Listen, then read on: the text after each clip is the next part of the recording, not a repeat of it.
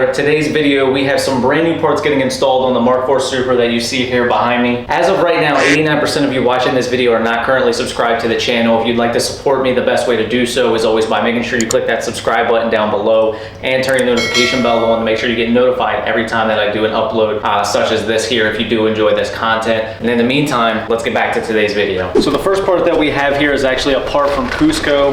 This part was purchased at throttle.com. If you guys don't remember, I have mentioned this previously. I am a customer support and sales representative here at Throttle, so I will always have their information down in the description below. If you're looking to get parts for your vehicle, that's going to be the place to go. So I actually opened this in a previous video that we did upload. So this is basically a rear strut tower bar. We have a lot of mismatched colors, a part of this build from the prior owner. One of the things that I want to do is still keep the, the real JDM heritage of this vehicle, but obviously we want some nice new shiny stuff that's going to look good and be more appealing and still have performance as well. This should be a very straightforward install. It's just going to be the 3 bolts on both the passenger side and the driver's side.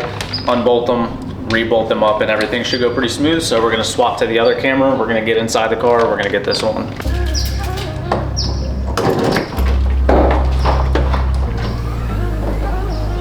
So one of the things that this vehicle has is Tane's electronical dampening control system, or an EDFC as you would call it. From the inside of the vehicle, I actually have a controller inside the dash that has different settings, so I can adjust this electronically versus what you would typically have to do is come back here and make these manual adjustments yourself. We're gonna have to unscrew these, basically get them uninstalled off of the dampening system, and then that'll release it to where we can get these 3 bolts off, pop this out, and swap it for the Cusco one.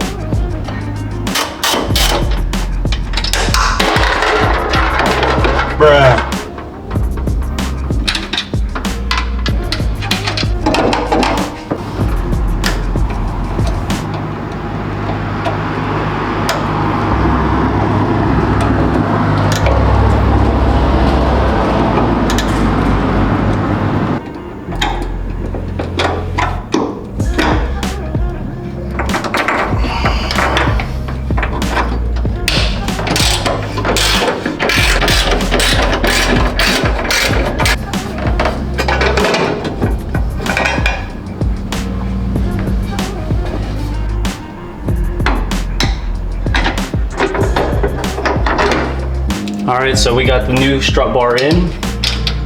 We're gonna go ahead and basically do a reverse process, get everything bolted back on, get the EDFC put back on. I'm just gonna repeat this on both sides. There's no point in showing you both of that, so we're gonna pick up as soon as we get this done.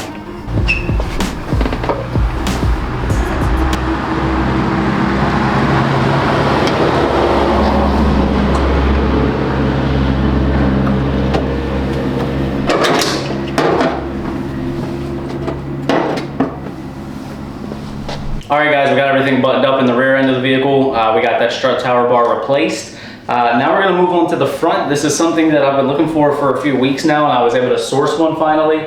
We have a carbon fiber APR cooling plate. This essentially sits in front of the radiator, kind of in between the bumper and this. It's mostly just an aesthetic piece, but it does help with diverting air with cooling as well. I currently have a Greddy stainless steel sheeted one on at the moment. We're gonna swap that out for this.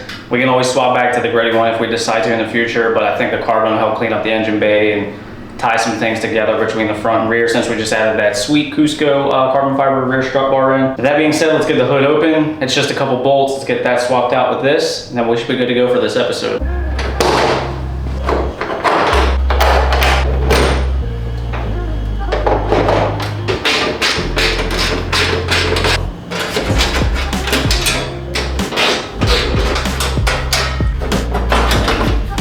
So as you can see, it's just a very flimsy piece of sheet metal. It's cool, it has the Greddy stamping on it, but I think the carbon fiber piece will look a lot better in here, especially against the white paint and all the other things that we're doing.